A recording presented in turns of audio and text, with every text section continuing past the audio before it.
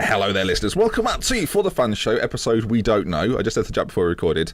What show is it? I said, if you don't know, don't say. And he didn't say, so we don't know. Well, welcome back. We are alone, Jack. It's like the summer all over again. It is. I feel like calm aura now without Kino here. I feel like I don't know if it's because every week before the feature I anticipate having to do the feature and I have to get that competitive spirit in me. Yeah, well, this week there's no feature. Kino's he's gone to Germany. He's back tonight, and we tried to make him record, but he's not seen any football. Personally, I think it would have been fine. So, what could have possibly gone wrong? He doesn't see football normally, does he? I mean, he goes to Leicester as a season ticket. Villa as a season ticket holder. Wow, he wishes it was. I tell you what, he wishes it was Leicester. My God. Sorry, Leicester are on my mind. Could we just go straight into Leicester because there isn't a feature, is there? Sure. I should say, folks, without Kino, there is plenty of potential for this week for us to go off the rails. So he usually does a running order of sorts. We've sat down, kind of looked at each other, gone, who's doing the running order? And as a result, we sat that round for an extended period of time, and a running order just didn't appear. All I'll say is Angel of the North conversations will be happening at a later date. So look forward to those. We are recording ForTheFans show live for you right now. Really, whatever time they listen, it'll still be live to them. Right? It's true. Unless they listen to it like a second time. If you listen to these twice, that's magnificent. But you've mentioned Leicester. Dedication. I think Leicester is the place to start. Ordinarily, it would have been Leicester in 15th and Chelsea top of the league, but not this time, Jack. No, it was Leicester top of the league. Okay, Chelsea you're right. 16th. Yeah, Sorry. well, and it was. I'm enjoying this too much. Well, this entire kind of saga at Chelsea and the Leicester bit as well. It's just fun. The Leicester bit doesn't seem. Do you know what I mean? The Leicester bit doesn't seem real right now. No, I don't trust it. It's a bit like you just kind of sat there every week going, well, they've got to get thrashed eventually. And I've said this for the last few weeks. I've said they're going to get thrashed this week, and it's not happened. So this week, I'm going to say they're going to win really convincingly. Okay, well, I wish them all the best. Now they're probably going to lose. I may have tweeted a few weeks ago in November that if Leicester do finish in the top 4, I will do a Leicester City Football Manager save on YouTube dressed as a fox. I'm worried. I look forward to that. I was looking at some stats. Actually, so hang on, hold on. Do you actually think they might finish in the top 4? Well, this is what I was about to come on to. I saw some stats this week, looking at them. And for a team, of all the teams who have had 35 points after 16 games, only one team has finished outside the top 4, and they finished in the top 6. And that was Newcastle in the 1994-95 season. And every other team has finished 4th or above. And that makes up 97% of the teams who have been in this position. Yeah, well, it was an interesting game because I think a lot of people went into it almost expecting Chelsea to win in that way that this is getting out of control. We know technically on paper Chelsea's team is far superior. You look at the team that started for Chelsea, you got Costa, Hazard, Oscar, William, Matic, players that have been... No Vardy, though. They've been so good. Well, and then on the other side, you've got the players that are performing so well for Leicester. Obviously, Vardy scored again on Monday, as did Mahrez. We'll talk about Mahrez in a moment, actually. But I want to start with Chelsea because we've spent a few weeks sort of not talking about them because it got boring talking about them. It's becoming interesting again. John Terry is where I'd like to start. He's been under a bit of criticism this season, mainly under Robbie Savage, who's gone in again on him. I think he's just looking for a feud there. But to start, if you're Jamie Vardy, Jack, right? Imagine you're Jamie Vardy. Right, imagining. What are you thinking? What have you been doing recently? I'm going to bang him. Brilliant. I mean, that was original, wasn't it, listeners? Sorry. That joke, isn't it now? If you're Jamie Vardy, right, and you're looking at the Chelsea team, bear in mind Kale's on the bench, right? and you see that John Terry, as good as John Terry's been for a number of years, is starting for Chelsea, and you're at home. If you're Jamie, how are you feeling, Jamie, about it? Tell me, I feel like I'm about to have a feast. And to be fair, he did have a bit of a feast. The amount of running he does to get possession further up the pitch for Leicester is outrageous. And John Terry, again, as good as he is, he shouldn't be thrown into that sort of game. And he was pulled at 53 minutes for Fabregas. It's not exactly a straight swap, is it? They've clearly gone, right, we're losing here, we're going to have to try and change the game. But it just seems crazy to me that John Terry would start against Jamie Vardy. Admittedly, Ajoa played as well, so you might say, Zuma on Vardy. But Vardy's proven that he's clever enough to just stick on John Terry, and that's what happened. And it's continually a concern for Chelsea that defensively they are rubbish. Just rubbish. It's a weird one because John Terry has been kind of the bedrock of every Chelsea defence for pretty much the last generation. He has been the man who's been there. And I found it weird this game that he even started because Mourinho has made a point this season of dropping him in favour of Cahill and Zuma. And of all the games to drop him, like you're playing debatably one of the most lethal teams in the Premier League in terms of their sheer kind of how clinical they are. And then you're playing kind of John Terry with Kurt Zuma. Now, I can understand maybe playing one and not the other, and playing Cahill with either one of them. But for me, Zuma just is a little bit inexperienced at the moment, despite how regularly he was playing for Saint Etienne and how much he has played this year. He's still not got a mature head on his shoulders, and at the same time, it's kind of Terry's got that mature head, but he's not got any legs. Yeah, I think what people are sort of forgetting as well is like Zuma didn't play that badly actually. Ivanovic is having the worst season he's ever had at Chelsea. Azpilicueta, it looks like now, just isn't a left back. And he doesn't look like a footballer at the moment. Well, when Chelsea play well, as Azpilicueta and Ivanovic look really good. When Chelsea don't play well, they look like the worst two players on the pitch. We talk about John Terry, Azpilicueta and Ivanovic. Neither of them are very good. And again, it's not like they're up against these sort of perceived world-class talents. They're playing against Mark Albrighton. Like, that's who Azpilicueta's up against. Don't forget, Danny Drinkwater is a world-class talent, so I'll take that. Yeah, well, Chelsea were lucky he went off after 17 minutes, Randy King. But even so, it's strange to me that Chelsea are unable to find a solution, and I don't know if it can be fixed in January. Because I don't know if there is a solution. If anyone has the solution, they clearly don't know it. And Mourinho, the man who needs to know it, doesn't have it. Well, we talked about this a few times in the past. We've said that the problem Mourinho's got is he doesn't actually know what the problem is. So because of that, he can't fix it. I still think we're in December now. I still don't think Mourinho knows what the problem is and he's unable to fix it. Because you'd assume if you didn't know what the problem was, he's a good enough manager who would be able to fix this sort of situation. And right now, Chelsea they're not slumping. They're like, it can't be called a slump anymore because it's been so good. Like, they've lost 9 games all season. At this point, 16. 9 out of 16 games. The weird thing for me is with this Chelsea team is I can't think of any situation ever like it in modern football. Well, the thing is, right, people compare it to Dortmund, right? But for me, at least, Dortmund have lost quite a few key players. It's not like Chelsea have lost key players, and it's not like Dortmund had won the league the year before. Chelsea had won the league. Not only did they win the league last year, they won it so comfortably. By April, they were on the beach, and they were still playing well. Whereas with Dortmund, they were a team always fighting Bayern Munich and then had a season where it just started very badly. It finished very well for them. I think they won 9 of 10 games or something at the end of the season. Didn't lose for like the last 15, something like that. They still got into Europe. I think that might have been through a cup competition. But regardless, they still had like an okay season. In their worst season, Klopp's worst season at Dortmund, he won a trophy. Do I sound like a Liverpool fan? A little bit. So, whereas with Chelsea, they're out of the League Cup, got knocked out to Stoke. They're having a terrible time in the Premier League.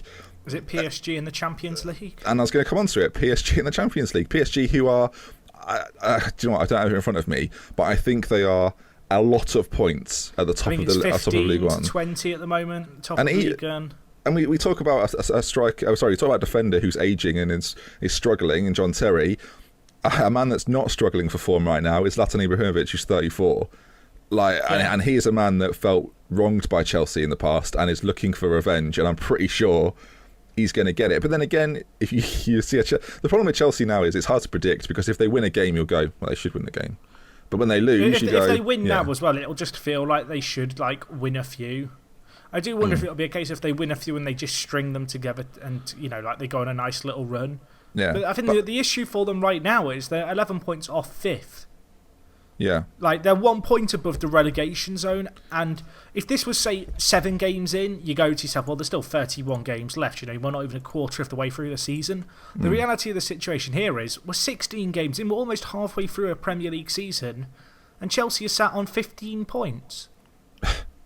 And to be honest, more often than not, that probably would put you in the relegation zone at this point in the season if you consider 38 points. Well, yeah, considered. Villa have been terrible. Newcastle haven't been very good, apart from sort of more recently. Sunderland are still struggling. Bournemouth aren't having... Well, Bournemouth are up and down. We'll talk about Bournemouth. Bournemouth had a great for a couple of weeks. The big issue to me now is that ordinarily Chelsea would strengthen, but they'd be doing it in like 5th place, right? In 15th... Yeah. If you're a top European talent, which is arguably what Chelsea would generally attract, right? They're gonna get the best players from Europe. Who is going to throw away a Europa League spot at this point, or a Champions League spot to go and play for Chelsea, especially when there's a Euros coming up? I mean, some of the players I've heard linked with them, is it Teixeira, the Shakhtar Donetsk player? Yeah, and like Adebayor was like genuinely linked. I mean, they're the kind of players who realistically Chelsea are probably going to have to look at, as mad as that sounds, unless they're going to throw ludicrous sums of money at players. But to a point, can they? I know it's Chelsea, right? I know it's Abramovich. Can they afford to? Because if it doesn't go right, you've just got this hole. And like they're gonna lose money for their league placing. They're gonna lose money because they'll be out of the Champions League pretty soon. You would imagine. They're lucky the TV deal's coming in.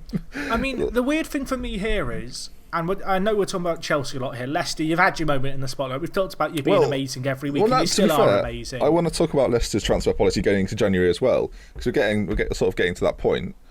Is there another point you want to make on Chelsea before you move to Leicester? I was just going to say with Chelsea, the issue that I really have with them is when do you call time up now on Mourinho? I'll tell you when, Jack, about a month and a half ago. Well, that's what I was going to say. About 7-8 months ago, I put out a tweet basically saying, Chelsea fans, when does he go? And they basically said, nah, he's going to turn it around. It's going to be fine. Do you mean 7 or 8 weeks ago? You said 7 or 8 months ago, they were doing pretty well. Sorry, weeks ago. Yes, yeah, you're got correct. But the thing is, now it's just like, it feels like a lot of people are turning on Jose. And I think he came out after this game and basically said he felt betrayed. I think that was the word he used, betrayed by his side. And I think he's a manager who likes to really have a game plan, really likes to scout out the opposition and kind of, he likes to play anti-football in a way, in terms of, you think about some of his biggest performances, they're the games where he clearly has a role for every single player to counter another player, and he has this game plan in mind. And I think on a very basic level as a manager, he does a lot of groundwork with his coaching staff. We're going into a game, every player on the pitch knows their opposite number, they know what to be expected of them. And it's like that organisation just isn't enough at this point. Yeah. Well, Mourinho's sort of forte within football has been taking good teams and making them even better. Now, his forte in football hasn't been taking a team that's struggling and getting them into form. It's never been a good trait of Mourinho's. He's never had to do it at Madrid. At Inter, when it started to sort of go a little bit wrong, he left. Actually, no, sorry, that's not what happened. He left under quite a happy moment, but under Chelsea again. Remember when it went wrong at Chelsea last time, and he was relieved of his duties? Went a lot less wrong than it has here. Yeah, and but he wasn't able to turn it round. So how does Jose Mourinho turn this round? I don't think he. My honest answer is I don't think he does. I don't know if you saw the press conference. He looked absolutely exhausted. He looked like a man on the end of his tether. But he has for about 2 months, I would say. I don't think that's new. Okay, well, let's talk about Leicester. I mean, Chelsea, we've given you a good 10 minutes there. Leicester City are top of the Premier League with a team. I don't know how to feel about this. With a team that's got, where's Morgan? Danny Drinkwater, Robert Huth, Danny Simpson, Mark Albrighton, Ajoa, who was playing at Brighton a few years ago, Jamie Vardy was non-league. This is unbelievable. Like nobody. This is unpredictable as well, to the point where no one would ever predict this. Pizza. No, they all drink water. I mean, you've been trying for about 10 minutes to get that in, listeners. I think we can agree. Have you seen? There's a bit of a joke on the internet at the moment about the fact that Danny Drinkwater is the saving grace of Leicester and the reason they do so well. I kind of feel like we should jump on that bandwagon. He is the catalyst of this Leicester side. Well, teams like Chelsea, they're just scared to come up against titans like Danny Drinkwater. I feel like, Vardy and Mahrez, the reason they can shine is because of Danny. You're enjoying saying Drinkwater, aren't you? It's a cool name. There we are, folks. That's why we're talking about him so much. And I think Kante's been talking about a lot in the middle as well. He's finally getting credit. I think you look at Vardy and you look at Mahrez and you go, yeah, you know what? They're fantastic players and they're playing Mahrez very, is better very than well. Vardy. Well, the thing is that they're fantastic players in form, but Mahrez is better. there's going to be that. How long is it going to be before people say, "Well, was that a one-off season? Can they do it again?" Because it'll be pretty soon where they'll just be called one-season wonders. Do you think they'll both stay this summer or this winter? Sorry. Yeah, I can't see them going in the winter unless there's like ludicrous offers, and I'm talking like 30 million plus for them. At which point, I think Leicester's hands are kind of tied.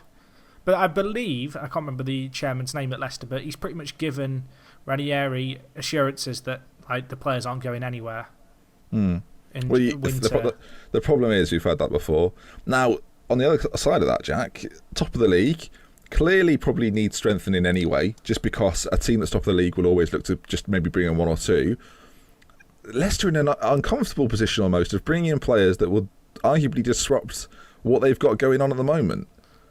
So yeah, it's a weird one because if you're Leicester, do you go, right, this might be our only chance ever to win a Premier League? Do we just try and get in 2 or 3 massive players or, like a few big sidings, which might just upset the balance? Or do you just kind of sit with what you've got? And, I mean, no disrespect to Leicester, but there is a likelihood that they are going to tail off at some point this season if they don't strengthen. Because they haven't got a team capable of winning the Premier League. I think squad depth is going to become an issue. Not like for the first part of the season, it's not that big a problem. Over this winter period and then January, February, that'll be if Leicester are still top of the in the top 4 in March, then who knows? Frankly, who knows? I mean, football is bonkers, isn't it? That's what I've learnt so far this season. I just don't predict anything. I said Leicester will go down, so I'm feeling great right now. Well, I said Chelsea were going to win the league, and that's almost as inaccurate at the moment. Sadly, I said that as well. You are. Let's pick a player in European football that is going not apart from drinking water. No, who's in another league? Someone like Koke, for example. Charlie Austin. Injured, right? Not Charlie Austin. Okay, well Charlie Austin then. All right, fine. Charlie Austin. Yeah. Charlie Austin has been subject to a £10 million bid, right, from Leicester and Chelsea. Where's he going? Chelsea. Why? Because they need a striker. And he won't get game time ahead of Vardy. No, I think you would. I think you go to. I feel like you go to Chelsea in that situation. I really do. I think it's a more ambitious move, and I think it's one of those things where you've got so much more to gain. If you go to Chelsea now in January and score 10, and they get 6th or something, like you are suddenly a hero. Whereas if you go to Leicester, you're always going to be playing second fiddle to Vardy. And I mean, even if Leicester do strengthen, I don't think they're going to stay at the top of the table for that long. Yeah, and so it's like you've got more to lose. It's interesting though, isn't it? Because you go to Chelsea, you ain't playing Champions League football next year. Like you go to Leicester, you might be. It's interesting. Leicester in their Champions League is going to be mad. I don't know if I like the thought of that. I don't like the thought of it if Liverpool aren't there. At that point, I'm like, sorry, Mark Albrighton. What's happened there? It's worth noting that Leicester are 11 points clear of Liverpool at the moment. Don't talk to me. We're not talking. Liverpool are not in the running order this week. Then again, no one is. Although, can we just talk about the thing at the end of the game? The whole let's go to the Kop and swing our hands back and forth. I kind of said, it's nice to see team spirit, but we've just drawn 2-2 against West Brom.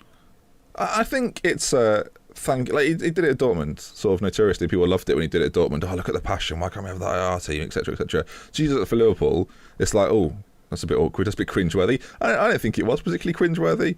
I just thought it was the Liverpool players going over to the Kop to say thank you for the support.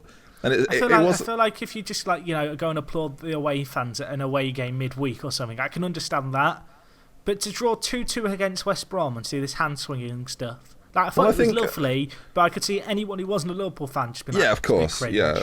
I think that if you let's explain it from an insider point of view. I feel like the situation is that Klopp felt in recent weeks Anfield were leaving early and it was affecting the team, and they weren't if they stopped believing in the team, why should the team believe in themselves?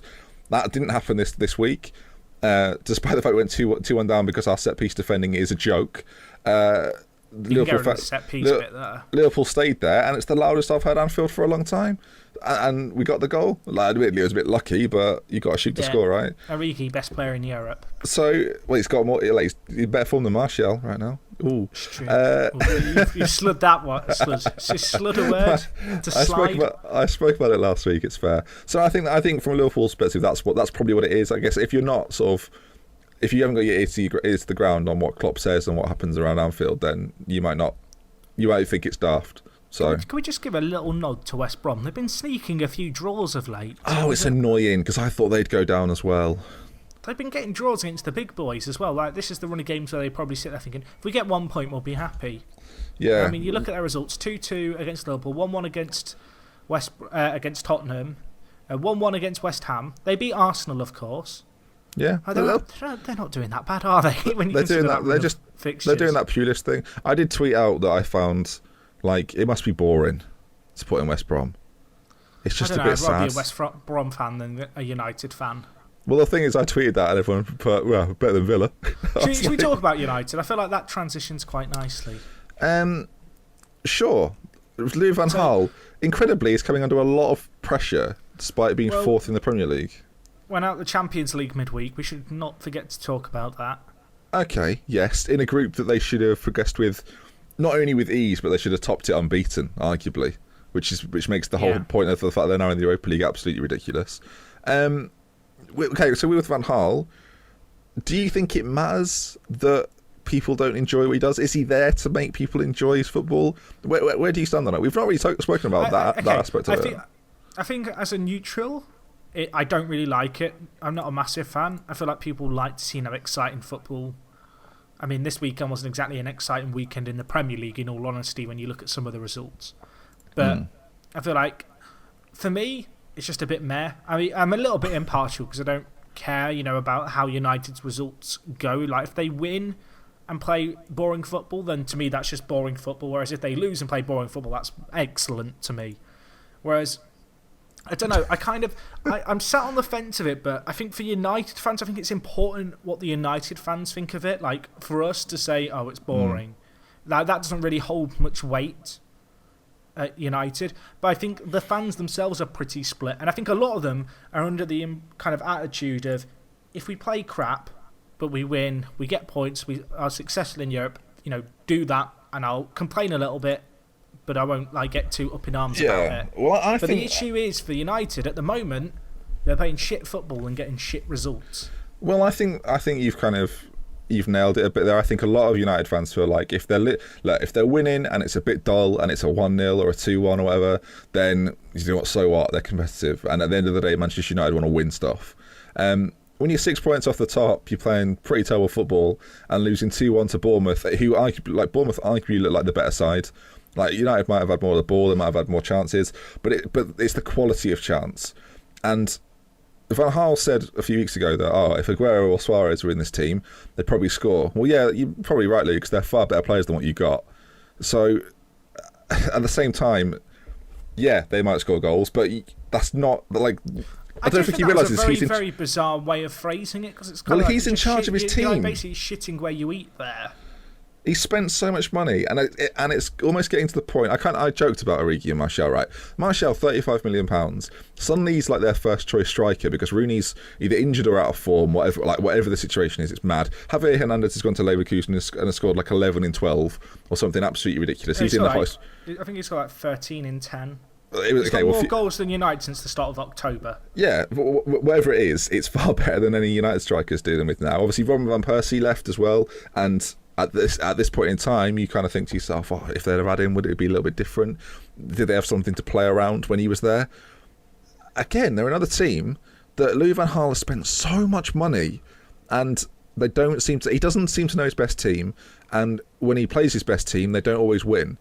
And I think for a Manchester United manager, that is a serious problem. They haven't won in the last 5 now, beat Watford, and then they drew with PSV, drew with Leicester, drew with West Ham, lost to Wolfsburg, and obviously went out of the Champions League, and then lost to Bournemouth.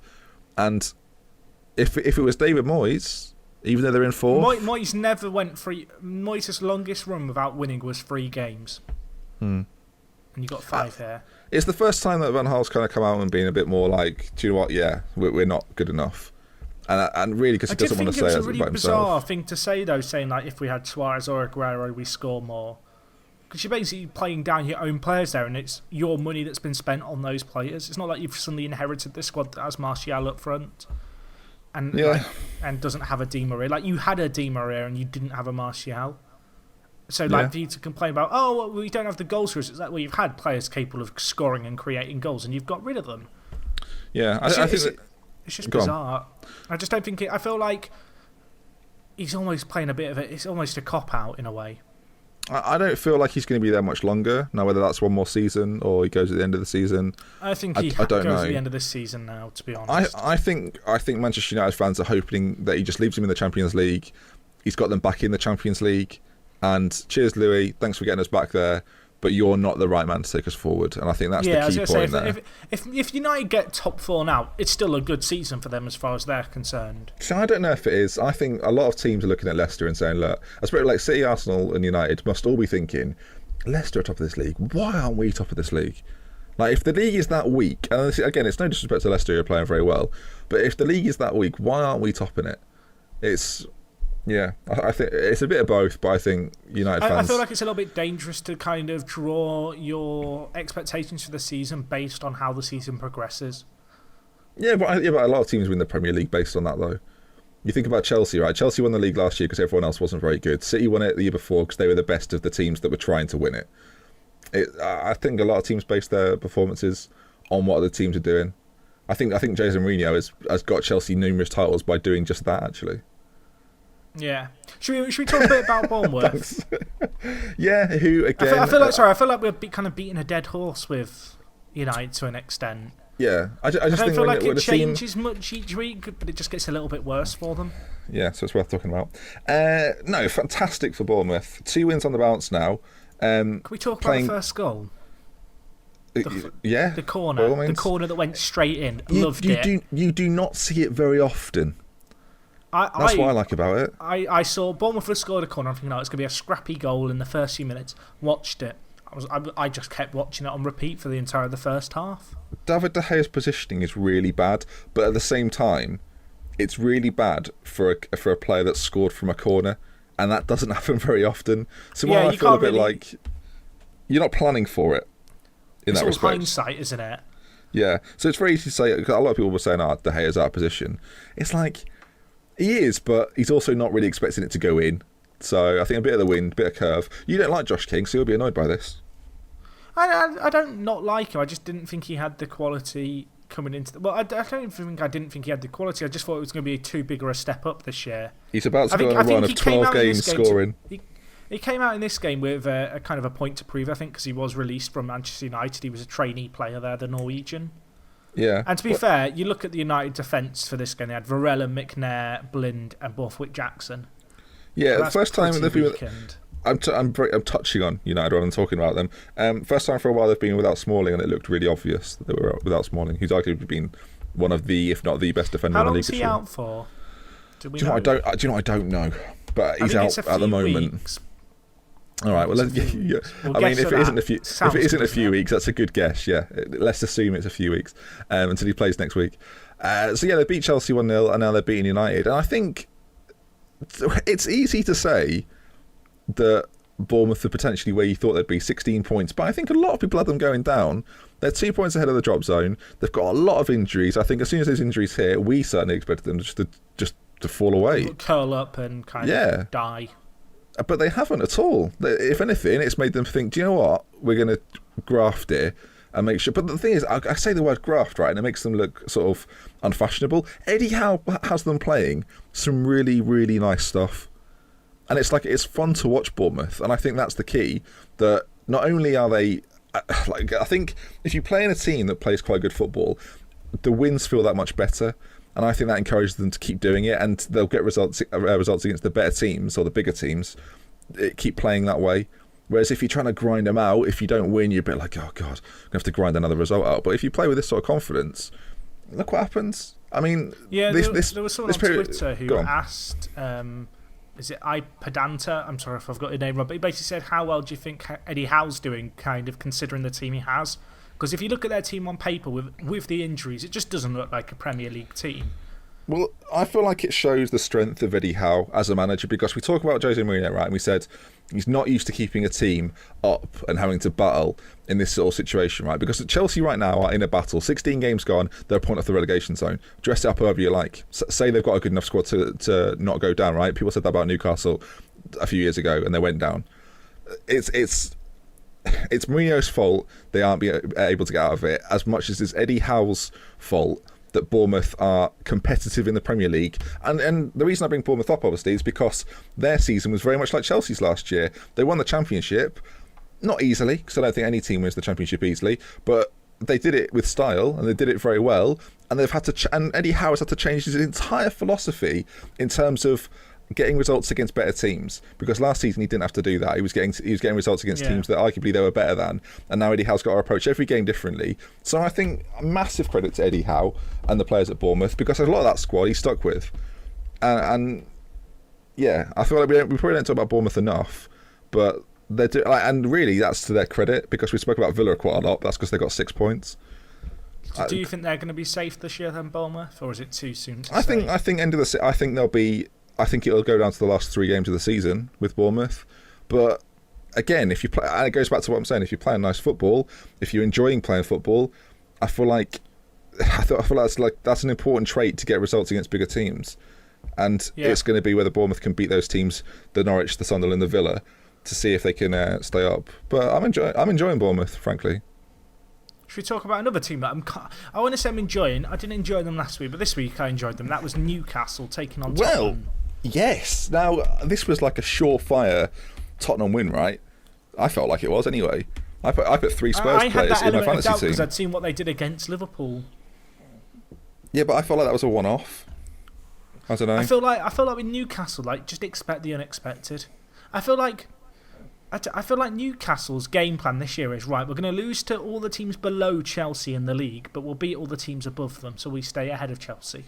It's a bold strategy, which I can kind of get on board with. They've got Villa next, so they're going to lose that one, of course. And like normality I don't know. Resumed. I'm not sure. Well, obviously we'll have Keno back next week, so that's going to be a fascinating fixture. I mean, this is probably the most winnable game for Villa this year against Newcastle. Newcastle are just a weird team. Yeah, but is it on telly though? Because Newcastle got this thing about doing well on TV. I think it is. I think it's the 5:30 next week on Sky. Oh, so delightful. So Villa are stuffed. I think what we're getting at there is Villa are in trouble. But it's shocking to see a Spurs. The reason before I just said that I expected Spurs to win, I didn't think Spurs would play as badly as Liverpool did, and because of how well Spurs have played. Like, is that Spurs' second defeat this season? Something ridiculous like that. I don't feel like they've lost a lot this season. That's their second defeat. It was their second defeat, and it was against Newcastle, and that's Newcastle's 4th win. It's surprising, I think, and it was a weekend actually where a few teams dropped points, and Spurs were a team you expected to capitalise upon that, put themselves in the top 4. They'd have got above United had they won, but it just didn't happen. Well, you'll be delighted to know your little fan. I say your little fan. You're the fan of him really, but Son Heung-min came on off the bench for Tottenham, so he's coming back from injury. Well, he's a foot injury, and was it future Barcelona? Was that the claim you made? No, I've said he will be replacing Ronaldo. Oh, okay, so not too bold a claim. Yeah, came on for Tom Carroll. Admittedly, when he came on, they lost. It was a right. It was 1-0 at the time, and they lost 2-1. So they listen up, you. It's all on Son. You may look at that and say, "Oh, that's not very good." Mitrovic was brought on by Newcastle, an X factor, scored after of a minute of being on, and then Jose Perez, who had also come on as a substitute, scored the winner in the 90th minute. So don't be blaming Son for that. Elements taken out of his control. I'll give you that. Thank you. I'm a little bit worried for Newcastle because I think Jose Perez's contract runs out at the end of the season. I want to check this now. I'm pretty sure they decided not to give him a contract. I now want to check this. I'm sorry. I feel like we're now he just is one of their big out. players. I feel like Jose Perez and Mitrovic could be the players that either keep them up or keep them down. Okay, I've lied there. He signed a new contract at some point. He signed it midway through last month. Well, that removes my point completely about Perez. I know. Can we hear the point anyway? I was going to say I'd be really worried if they lost him because I think he is like their big future player. But he signed a new contract midway through last month. I think he'll be fine then. I think it's fine. He's only 22, is he? 22. He's very He young, is. yeah. Yeah, Because I think his future. contract was running out at the end of this season. So it was a bit like... I was surprised that he hadn't offered him one sooner. I think you're talking tosh. I don't think it was up at all. But yeah, Definitely whatever. was. He signed in 2014. I don't think he had a 2-year deal. I think he did. All right. I mean, Right, we'll check this. I'm going to ring up his agent. I've got him on speed dial. this would be a top. This would be a great story for Angel of the North. Let me tell you that right now. Let's make it into one. Well, how are we going to do that? I don't... Should we move on to the next game? Well, I will plan it for next week, and because Keno's not here, obviously, it'd be a waste to do it now. So we'll do it next week. Yeah, fine. Have you got any more points to make on this Tottenham-Newcastle game? I guess for Tottenham, the thing with this result is it's the kind of result that they really need to win if they want top four. Like they had a chance to overtake United on goal difference if they were to win this game, and they've thrown it away in the last 20 minutes. Well, West Ham had a chance to sort of get their season back on track. So as did Liverpool, as did Tottenham. All three of them decided no, we're not going to try. And even Everton drew with Norwich, so Everton had a chance to go above Liverpool and West Ham if results went their way, and they stuffed it up as well. The only team actually is the team that I've said might get European football, Jack, in the future. Go on, use Watford. the link. 1-0 Watford. Agarlo, your boy. And you're annoyed because mainstream people are now talking about the point you made about 2-3 months ago, aren't you? I made it. First episode of the season, I praised kind of the mindset, I guess, of Watford to play with two strikers. Well, what happens? Well, suddenly I've got Alan Shearer. I'm actually saying, I think it's great they're playing with two strikers. Very brave for teams newly promoted. Yeah. Well, I'll just make the point that if Sunderland are in need of a goal, they choose to bring Jermaine Defoe on instead of Danny Graham. What do you expect? They lost 1-0, Jack. So yeah, it's not great. I mean, Igalo scored again. He's loving it. He's got lots of goals this season. He could hit the 20. We were asked last week who you think will win the 20. Speaking of hitting the 20, I think I said at one point I thought Defoe could hit 20 this year. That was a mistake. I'd like to retract that statement. No, you can't retract it because I'll be using it in the end of season montage. So you can't retract it. To be fair, I didn't really expect Stephen Fletcher to surpass him in the starting 11. Well, just doesn't suit Big Sam's style of play, I guess. That's my cop out. You've been proved wrong. Swansea have sacked Gary Monk, Jack. They have. I think last episode I said that if I was the Swansea chairman, I'd pull the trigger. And then there was a sound of a gunshot immediately following the podcast going live, and he was gone. Gary Monk's being fired in the same. I wouldn't like to see that if Gary Monk was done it. Like Alan Sugar firing a football manager would be awful. Doesn't he have links with Tottenham? He used to own them. Or used to be used to be chairman at least. What Sugar? Oi, Poch, you're fired. I could see. I'm pretty sure Piers Morgan's trying to buy Arsenal. Like Morgan would be given controlling stake of Arsenal, I reckon, if Sugar got back. I can imagine Piers Morgan making his kind of own fan-owned breakaway club of Arsenal, called FC Arsenborg or something. No, it'd be something with his own name. He's a very arrogant twat, isn't he? That's true. It'd be something. Piers, if you want to come on the show, you're more than welcome to. I don't think you're not. Twat. I'm going to say now you're not welcome. Well, if you are going to be on, I'm going to Berlin. So, fine, get him on if you like. Right, should we talk about Swansea? I feel like we talk about Swansea, then we end up talking about Piers Morgan. I mean, standard for the fans link right there. Yeah. Well, Swansea, they've sacked the manager. Who's the favourite? Do you know what? I thought Brendan would be in charge by now. Marseille manager, can't remember his name. Oh, Bill's his favourite, isn't he? I've heard his name pinged around quite a lot.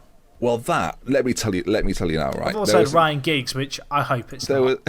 There was excitement, right, when Klopp got the Liverpool manager's job. I will be, and this is fair to say, I will be equally as excited if Marcelo Bielsa gets the job at Swansea. That, Jack, let me tell you now, Jack, that would be fantastic. Everything about it would be so good, and it wouldn't go wrong either. Bielsa is one of the do you know much about Bielsa?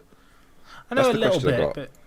What do you know? I'll fill in the gaps. Well, he's essentially, Jack, a man that has tried to revolutionise football in his own way in the last 10 years and have influence over. Like, for example, he was Argentinian manager for I think it was like 6 years. So we saw a lot of these sort of young Argentine wonders come through, players like Di Maria, Messi, and he's taken sort of. How can I put this? Messi to Swansea confirmed. No, I don't think Messi will be appearing at Swansea. But he was, when Bilbao were good in the Europa League, right? I do and indeed. and everyone loved it. Well, he was the man behind that. He's the kind of manager that I remember there was an anecdote about him that he had a room where he had lots of football games on tape, like as in tape. The best thing about that, Jack, is that it was only like 3 or 4 years ago. DVDs have been around for ages. I had this image in my head that when you said tape, like you meant like sellotape with football matches printed on them, and he just covered his house in them. Yeah. But He tries things. Now. He tries things that very like he's famous for playing the the 3-3-3-1 formation, where you play with a libero. I could see that. I could see. You know what? Convert Voldemort to a libero. Voldemort. Sorry, Shelby. You want Don't call him Voldemort. That's offensive. I'm sorry. Is that mean? I'm sorry. Basically, Football Manager incorporated lots of new positions quite recently. Yeah, he basically came up with the names, didn't he? Well, he didn't come up with the names, but Bielsa, he's known for playing like an enganche and a libero. All right, you wouldn't catch Pulis doing that, would you? That'll be a meeting of minds. Let me tell you. I mean, you might do. I could see Ricky Lambert becoming an enganche in later life. I would absolutely adore Swansea playing a 3-3-3-1 formation in the Premier League. Imagine it. Just imagine it. I'm imagining it, and I just don't see it going very well from my own escapades in Football Manager. Never works. It'll go fantastically, and I, for one, am excited by it. You should do that as Can we talk about Kelechi? You love him, don't you? I love a little bit of Kelechi Iheanacho. What a name. Go on then, tell me why do you Scored like him? again. Scored the winner. I mean, it may have been deflected horrifically, but scored the winner. I was going to say, I wouldn't say it was necessarily intentional. So if you didn't see the game, Gomes scored in the 90th minute, celebrated wildly. All the City fans left, which was a nice touch. Wait, there were fans there to begin with? Sorry, City fans. I'm sorry, it just slipped out. Can I make a point on this to defend City fans? Go on. It's not their fault. No. One of my favourite YouTube channels, I don't know if you've come across the YouTube channel, it's Blue Moon Rising. And they have a segment. They have a segment where they upload videos, and it's just them interviewing fans after the game, and they basically do this thing where they name and shame United fans who turn up for the matches. And it's a ridiculous amount of United fans who are like, yeah, just come to see some football. It's like, well, why don't you go to Old Trafford then? Can't get a ticket for that one, so I thought I'd come see this. And that would, as you said, if you're an actual City fan, you cannot help that, and you cannot help the people who turn up to the matches. I'd like to think the City empty seats are just United fans buying them and not going. That'd be good. Maybe that's it. Maybe United are actually doing that. You got David De Gea cackling down the phone to the tickets lady, like, haha. Hello, senorita, give me 1,000 tickets. All right, love, where do you want them? I want them on the front row of every single ground, stadium, etc. I don't know, I'm just doing Spanish. We'll get there eventually. That actually reminds me, have you heard about this story? Why couldn't it be Phil Jones? I could have English. Go on. Not football related, but Katie Hopkins was doing, I believe, a lecture in a Dutch university, and all the students bought tickets, sat down, and then as soon as she entered the room, they all left. Yeah, well, it was as she spoke, wasn't it? Maybe that's it. Maybe if you look carefully at the City fans leaving, it's just United players on their day off. This will make sense now. I mean, gee, this is tedious. It's gone off the rails earlier than normal. Right. Shall we swim? I was thinking of some kind of swan analogy to get us back on track. Well, all I'll say is you are 100% drowning at this point, so I'll help you out and we'll move on, shall we? Quickly, before it's ugly. Swansea, I was impressed with them in this game. They showed some resilience, which is something I don't feel like they've shown in other games. Yeah, but it always pisses me off when teams play better as soon as the manager leaves. I don't like it. Yeah. Why didn't you do that before? Yeah, do that when he's there. Do you think he should have been sacked, by the way? A lot of people saying it's unfair. Yes. Do you think sorry, you've got to clarify for me. I mean, last week I feel like I said my piece last week. I went on a little rant about why I thought he should be sacked. Okay, I equally think that if you don't win matches to the extent where he hasn't won matches, it's not particularly unfair that he's been sacked. I feel like last season he kind of took on Laudrup's style of play, and then this year he tried to put his own stamp on it and tried to kind of really shape the squad as he pleased, and it just didn't work. And then they started the season so well. Like beating United. Figured them out though. AU looked really good. Well, it's a shame that that's happened, isn't it? He's already been talked about for plenty of other jobs. I think a lot of the Championship teams are suddenly thinking. Fulham have heard. Yeah, I think Fulham is potentially the main one in that section. Crystal Palace beat Southampton. Pardew's men go marching on. Palace are just going to finish 10th, aren't they? Well, I think they'll finish like top 7. They're 6th at the moment. Top 7. How are we fitting all these teams in there? Oh, I said top 7 at the start of the year. I said I thought Palace had an outside chance at Europe. You said top 7 at the start of the year? I said at the start of the year I think Palace have an outside chance at getting Europe, and I got laughed at by you and Keno. You were like 13th, 14th. I mean, I still think they could finish there, so I'm not worried about it. I just think Palace have quite a lot of quality about them. I think they're the teams who you consider kind of your Premier League staples. They're one of the teams that have the best attacking quality. Like defensively, you know, with the likes of Scott Dan. Scott Dan does play for them right, doesn't he? Yeah, he's having a really good season, Jack. Now before I go off too. He does. He's one of the better players in their team. I think a lot of Palace fans have enjoyed him this season. So yeah, good. Well done, Palace. I feel like we've not got many notes on some of these games. This is where Keno comes in and just makes stuff up. If you watch these games, well, if you saw the results of them on paper, you'd just be like, it's a bit boring this week. It was not. No team scored more than 2. And usually in the Premier League, there's one like 6-0, and you talk about the fraction. Villa lost again though. Keno's not here, so we just. We should talk about Arsenal because it was an okay performance by them. I mean, they got the job done early, really, didn't they? And Ozil looked pretty good. Well, yeah. Again, Ozil looks good against teams that aren't very good.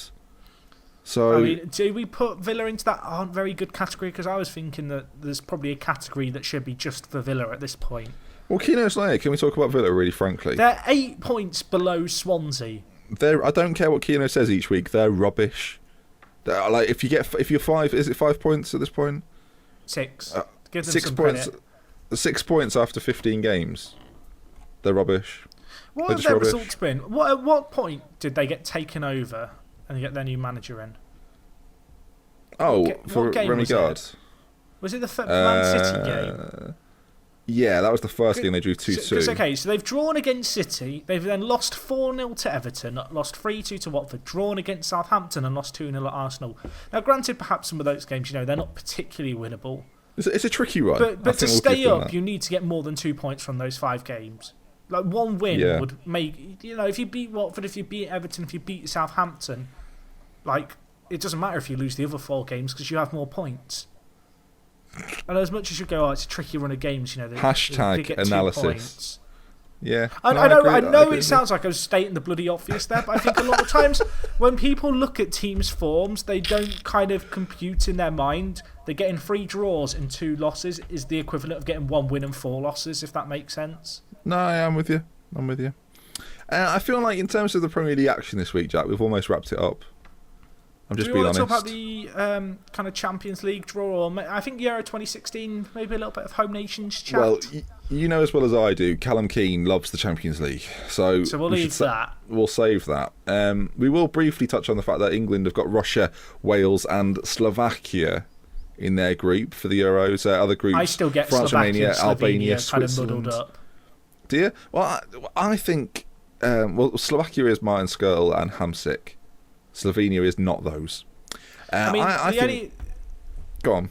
Well, I've seen England play Slovenia. The only reason I noticed Slovenia is because I got really excited thinking Skirtle and Hamsik were going to be there, and then I didn't know any of the players' names, and they went out. That's my story. That was my first trip to Wembley. Memorable Again, fun fact with Jack there. I think that's a really... Shall I say something really foolish?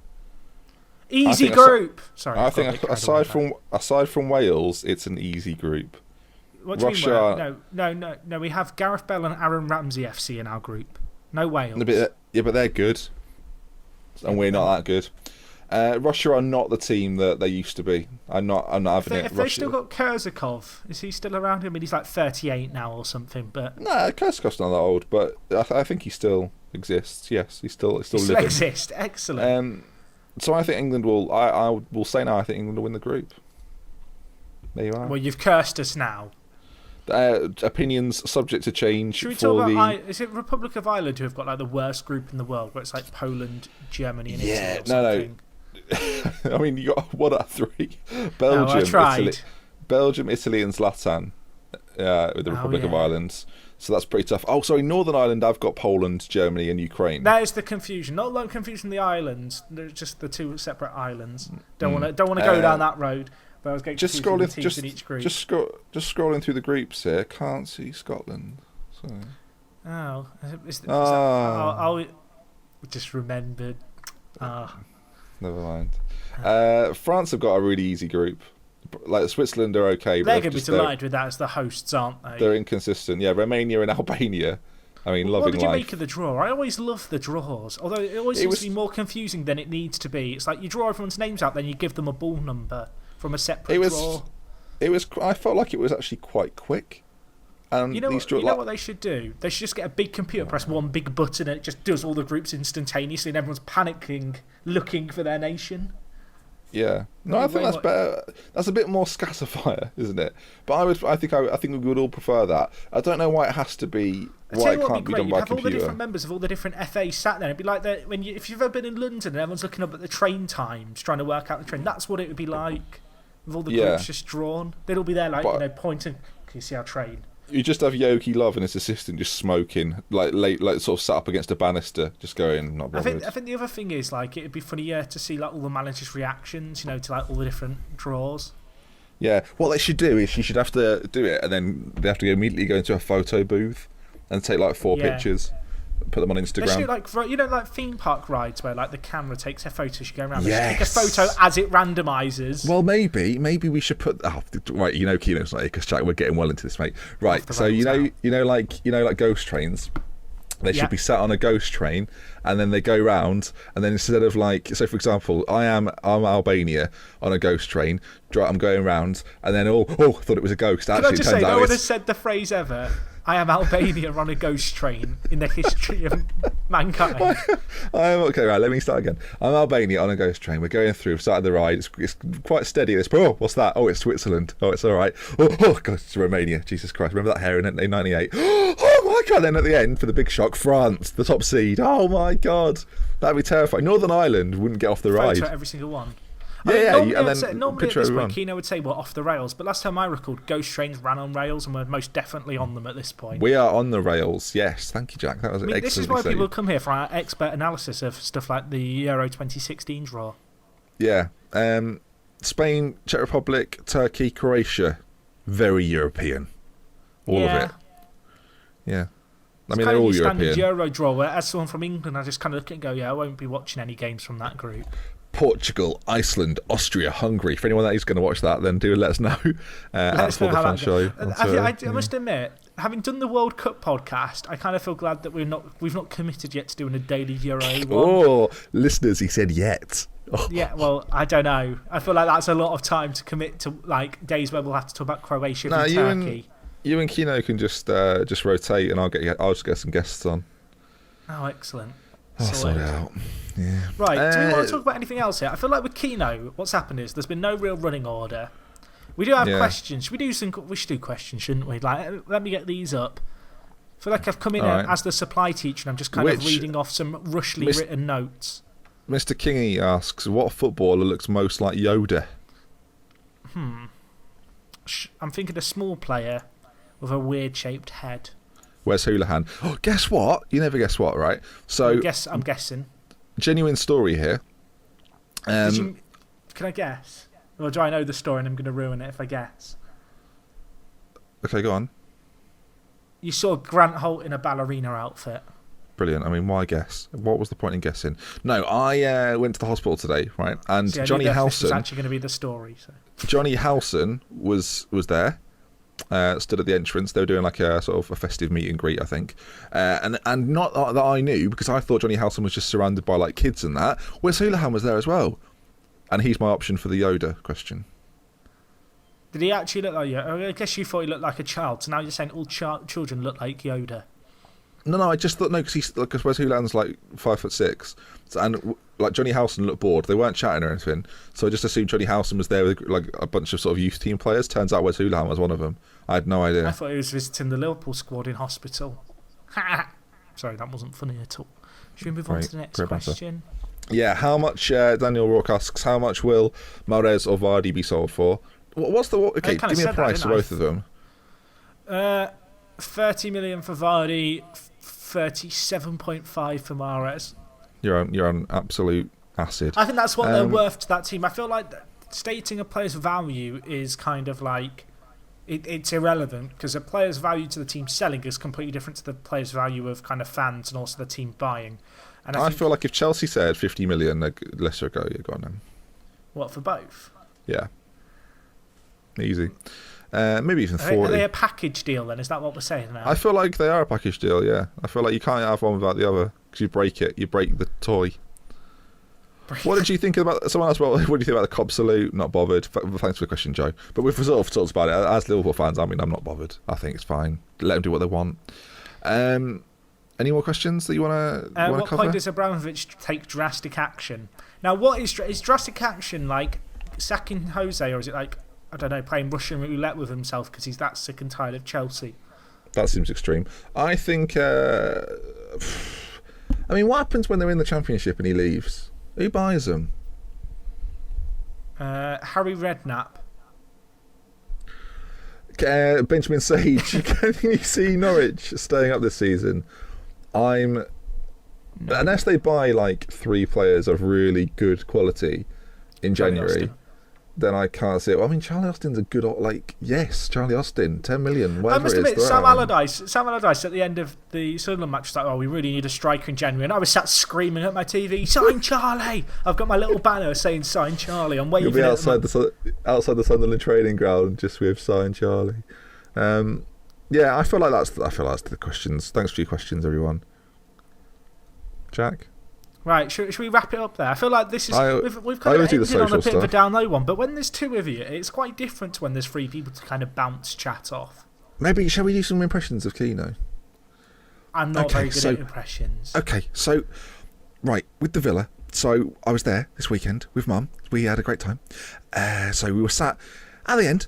That's how Keno talks, isn't it? He won't have got this far. So I can do it. We really have gone off the rails here. What do you mean? That was my attempt at a Keno impression. Continue on. Yeah, No, that's what I said at the time. Bloody hell! Just don't know what it's like to live with 8 other people. If you've got to this point in the pod, if you've got to the point this far in the podcast, I can't believe it. Thank you for listening. Next week will be better. Callum will be back. I mean, no, don't say that. Don't be, because someone will tell him that we've said that in the podcast, and as a result, he'll big up his ego. Like, better show when I'm there, and I can't be dealing with that. Oh, he already thinks that already. I mean, Keno would have not let us talk about ghost trains with Albania.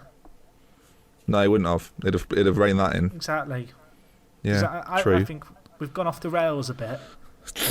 Right.